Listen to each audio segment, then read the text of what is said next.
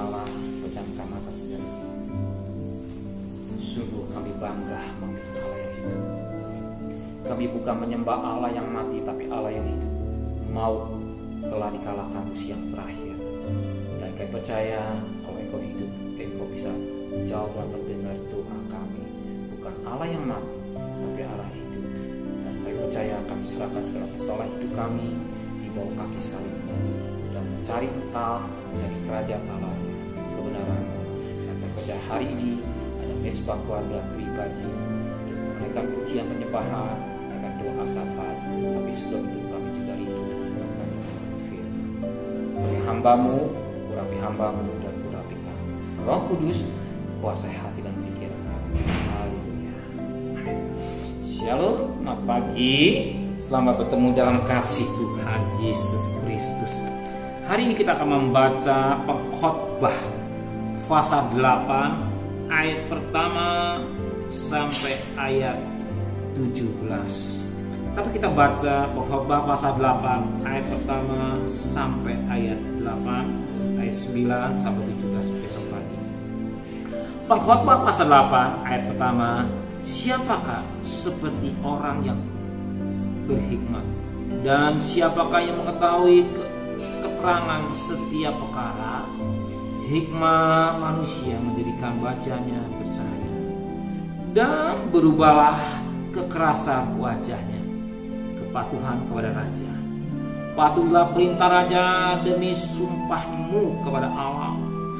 Janganlah tergesa-gesa pergi dari hadapannya. Janganlah bertahan dalam perkara yang jahat, karena ia berbuat apa yang dikehendakinya. Karena titah raja berkuasa, siapakah yang akan mengatakan kepadanya, apakah yang akan bagi dia buat? Siapa yang mematuhi perintah tidak akan mengalami perkara yang mencelakakan.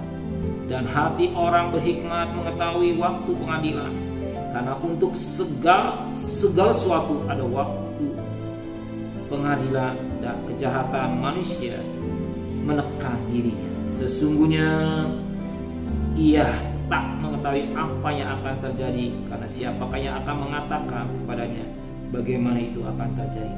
Tiada seorang pun berkuasa atas menakan angin, dan tiada seorang pun berkuasa atas hari kematian. Tak ada istirahat dalam peperangan, dan kelapsikan tidak melepaskan orang yang malah berkuasa. Oke, puji Tuhan. Kita perhatikan firman Tuhan pada ayat yang kedua. Patuhilah perintah raja demi sumpahmu kepada Allah. Firman Tuhan begitu tegas. Patuhilah, perhatikan baik perintah atau aturan pemerintah dengan baik. Sebab tidak ada pemerintah tanpa dari Allah. Semua pemerintah dari Allah. Maka kita harus patuhi, ya, perhatikan baik-baik, taati peraturan yang sudah diatur oleh pemerintah. Ingat, pemerintah berasal dari Allah.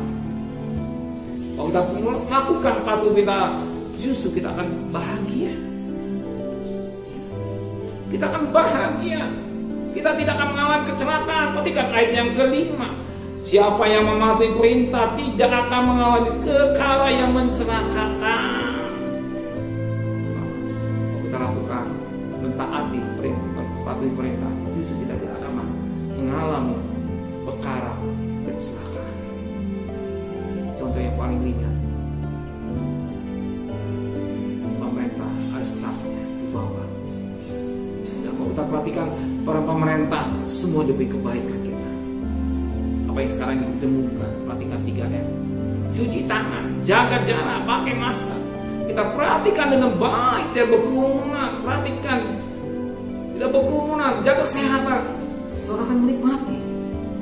Dan hidup sembarang, kerumun, suka-sukanya sendiri, maunya caranya sendiri. Apa jadinya? Yang lebih siapa? Saudara sendiri. Kenapa? Sebab firman Tuhan berkata, pemerintah dari Allah. Roma 13 ayat yang pertama. Tiap-tiap orang harus takluk kepada pemerintah yang di atasnya, sebab tidak ada pemerintah yang tidak berasal dari Allah, dan pemerintah-pemerintah yang ada ditetapkan oleh Allah. Jelas tidak ada pemerintah yang tidak berasal dari Allah. Jadi pemerintah semua dari Allah. Pemerintah dari Allah. Pemerintah dari Allah. Jadi jelas. Pemerintah dari Allah. Kenapa? Kita harus patuh. Maka dikatakan pada ayat yang kedua, sebab barang siapa melawan pemerintah, tidak mematuhi pemerintah, orang itu melawan ketetapan Allah, dan siapa yang melakukannya akan mendatangkan hukuman atas dirinya. Berarti kalau kita melawan pemerintah, tidak patuh melawan pemerintah, berarti kita melawan ketetapan Allah. Orang berpikir melawan pemerintah, oke, jangan lupa, hati juga melawan pemerintah, melawan ketetapan Allah. Kenapa demikian? Ya, katakan lebih jauh pada ayat yang ketiga, sebab jika seorang berbuat baik, ia tidak usah takut kepada pemerintah. Hanya jika ia berbuat jahat, maukah kamu hidup tanpa takut terhadap pemerintah? Berbuatlah apa yang baik, dan kamu akan boleh pujian dan daripada. Nah, perhatikan ayat yang 4. Karena pemerintah adalah hamba Allah. Jadi pemerintah hamba, alatnya Allah. Pemerintah hanya alatnya Allah. Untuk apa? Untuk kalau kita patuh untuk kebaikan saudara saya. Kalau masyarakat mau patuh dengan baik 3M pesan ibu ini, untuk kebaikan. Jaga jarak, cuci tangan, pakai masker, jangan berkerumun, jaga kesehatan. Siapa yang untuk kita, saya dan saudara. Jaga kesehatan. Vaksin yang paling baik itulah menjaga kesehatan. Jangan tidak berkerumun, jaga jarak, pakai masker, cuci tangan. Itu vaksin yang paling baik. Vaksin yang baik. Sebelum vaksin itu datang, itu berarti vaksin yang paling baik. Menjaga jarak, cuci tangan, pakai masker, tidak berkerumun, dan juga memperhatikan kesehatan. Itulah vaksin yang paling baik. Jangan lupa vaksinnya itu kedua. Kalau kita mau taat, patuhi pemerintah, kita untung. Nah, selanjutnya dikatakan firman Tuhan, karena pemerintah adalah hamba Allah untuk kebaikan kita. Tetapi jika engkau berbuat jahat, takutlah akan dia. Karena tidak percuma pemerintah menyandang pedang. Pemerintah adalah hamba Allah untuk membalas murka Allah atas mereka yang berbuat jahat. Kalau dia tidak patuh, pemerintah hamba Allah untuk membalas murka Allah atas mereka yang berbuat jahat. Jelas. Hidup perintah Allah, mematuhi pemerintah dengan baik. Kalau dia tidak mau mematuhi pemerintah dengan baik, hukuman datang. Pemerintah hamba Allah, alat hukum manusia. Jangan jual narkoba, jangan pakai narkoba, lakukan itu. Jangan salahkan Tuhan.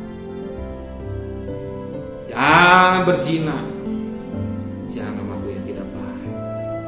Satu ketika penyakit alatnya Allah untuk menghukum manusia. Penjara alatnya Allah untuk menghukum manusia. Makanya sebagai anak-anak Tuhan, sebagai umat Kristiani, berpatuh perintah Allah, perintah raja, demi supaya kita kepada Allah, demi komitmen kita kepada Tuhan. Kenapa? Kita hamba Allah.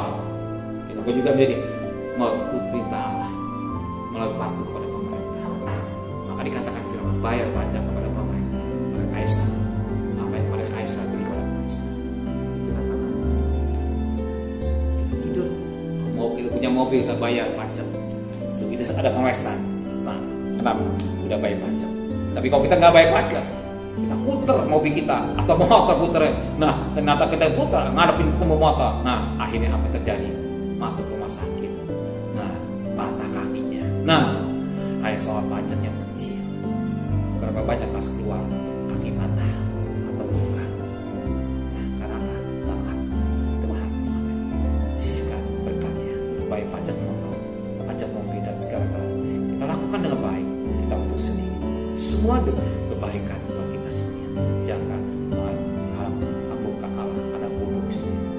minta hikmat ya Tuhan, sehingga kita jadi anak Tuhan. Kita bekerja, kita berdagang, usaha. Kita patuh mereka, kita dapat bahagia. Sekalipun untuknya sedikit, tapi Tuhan katakan Tuhan pelihara. Sekalipun untungnya sedikit, pelihara. Ingat, Tuhan tahu kebutuhan saudara. Dia tahu kebutuhan saudara. Kalau Bapa di surga, Dia lebih tahu.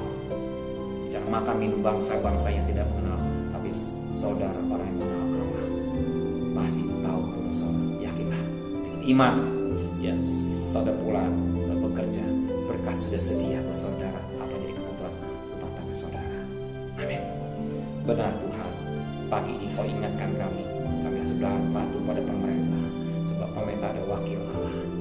Pemerintah juga menjadi alat-alat untuk menghakimi manusia yang berbuat jahat. Biar kami menjadi anak-anak-Mu yang peka dengan suara Roh Kudus. Maka sucikan pikiran kami, tangan kami, perbuatan kami dari perkara-perkara yang menyakitkan hati Tuhan, perkara-perkara yang melukakan hati Tuhan. Pimpin semua dalam kesucian yang hidup ini. Pikiran kami melakukan dakwah di surga. Pikiran, kehendak kami, keinginan kami semua terang firman Allah. Berkati usaha kami, pekerjaan kami. Sore, siang, malam kami pergi pulang bersama dengan keluarga kami di dalam kloter keluarga. Kami hanya mendatang benang ke misi, tanda darah dan rumah tangga. Kalau Rahab terpihara, apalagi kami demi terpihara. Sebab Rahab perempuan sudah terpihara, apalagi kami. Kami percaya Engkau pelihara kami. Pagi hari kami datang menghadap Tuhan. Terima kasih Bapak, berkati Presiden, Wakil Presiden, para Menteri, para Bupati, para Gubernur, Bupati, Wali Kota, Camat, Lurah, RW, RT, medis, relawan, TNI, Polri, mereka semua yang bekerja di garis depan, berikan hikmat yang dari Allah, yang dari surga untuk berperang melawan virus corona. Semakin hari Tuhan, semakin banyak yang disembuhkan. Mohon kemurahan Tuhan, mohon belas kasihan Tuhan. Yang sembuh semakin banyak, tapi yang sakit semakin berkurang, sehingga virus corona ini bisa dibuang, tidak ada di Indonesia, karena Kau cinta tanah air Indonesia. Kau lihat banyak mereka yang berdoa kepada Engkau. Kami percaya Engkau dengar doa mereka semua Tuhan. Terima kasih Bapa di surga. Saat ini kami mohonkan Tuhan berkat.